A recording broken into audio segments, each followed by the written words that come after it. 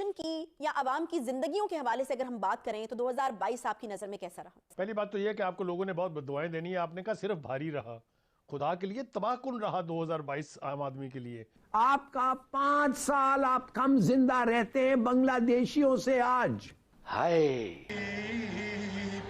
جس کا محلات ہی میں جلے. خدا ہم کو ایسی خدائی نہ دے کہ اپنے سوا کچھ دکھائی نہ دے. چھوٹی بچی ہو کیا؟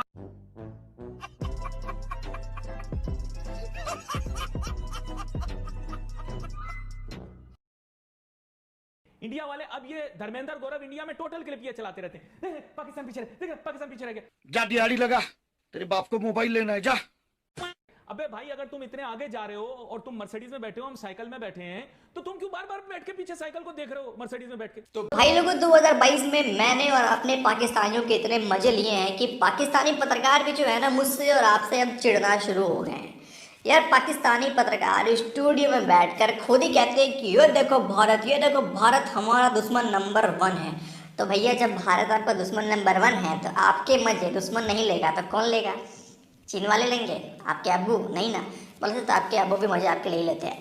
ٹھیک ہے, تو دیکھو علی بھائی اگر آپ کی دعاؤں نے کام کر دیا, ویسے تو ابھی تک کام کر رہا ہے, اور آپ کی دعاؤں نے اگر آگے بھی کام کر دیا میرے پاس یا پھر میرے ویورز کے پاس کبھی پرائیویٹ جیٹ ہو گیا نا, تو جب ہم پاکستان کے اوپر سے بھی گزریں گے نا تو ہم نیچے دیکھ کے بولیں گے دیکھو دیکھو دیکھو دیکھو بھوکے ننگے لوگ, دیکھو بھوکے نہیں, دیکھو پاکستان کا ex P M Imran Khan.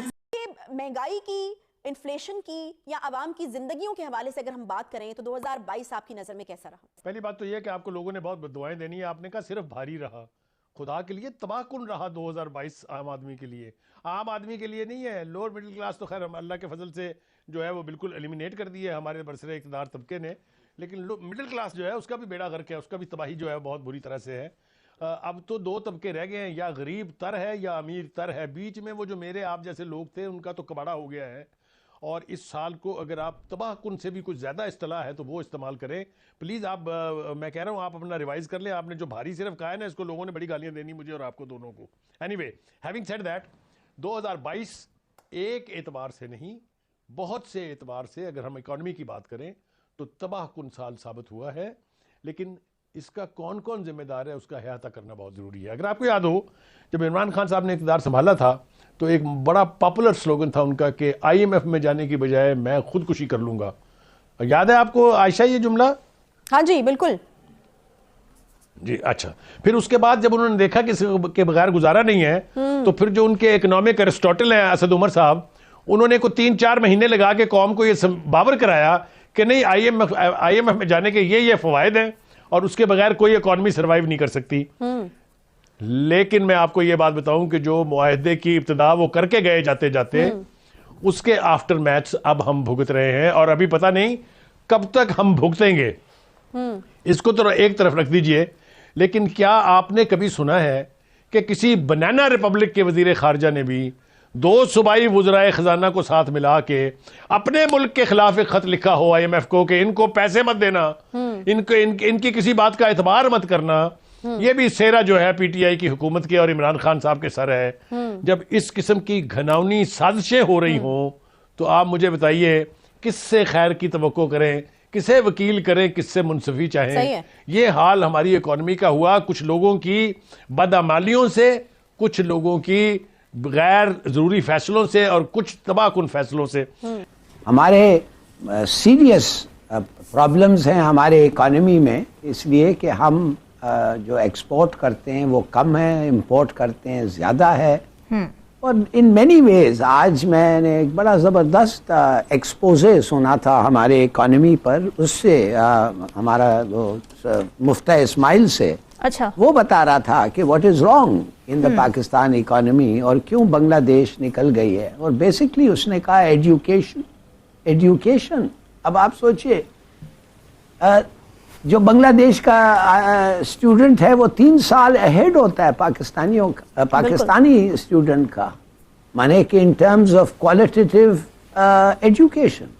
Quality of education ادھر ہے ہی نہیں, ایٹسٹرا ایٹسٹرا. وہ بڑے انٹرسٹنگلی بتا رہے تھے کہ کیا کیا ہمارے میں یہ ہے کمی ہو.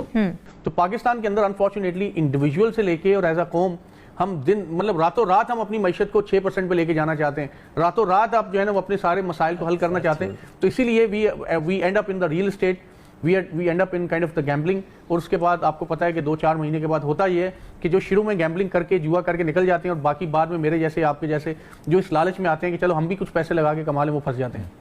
نہیں, یہ بات میں آپ کی نفی تو کر ہی نہیں سکتا نا. دیکھیں آپ تو سائنسی بنیادوں پر بات کریں گے, لیکن دیکھیں آپ ان حقائق پر سے پردہ اٹھا رہے ہیں جو کڑوے حقائق یہاں پر ایگزسٹ کرتے ہیں. آپ اب اس چیز کو ریئلائز کریں کہ یہ نیشنل پرابلم ہے, یہ ڈی این اے پرابلم ہے, جو آپ میری بات نہیں مانتے.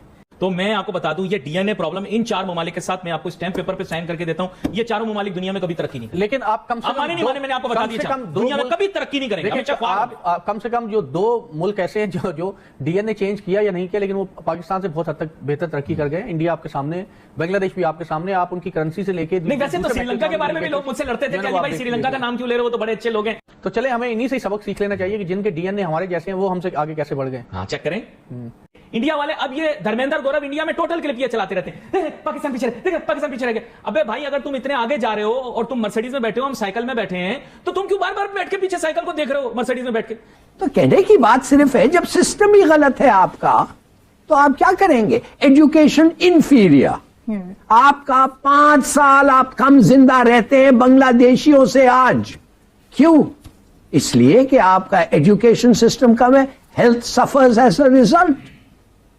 20 ملین تو کم ہے when they were, آپ ان سے کم تھے, آپ ان سے زیادہ 20 ملین زیادہ ہو گئے. کوئی فیملی پلاننگ, کوئی کنٹرول نہیں ہے.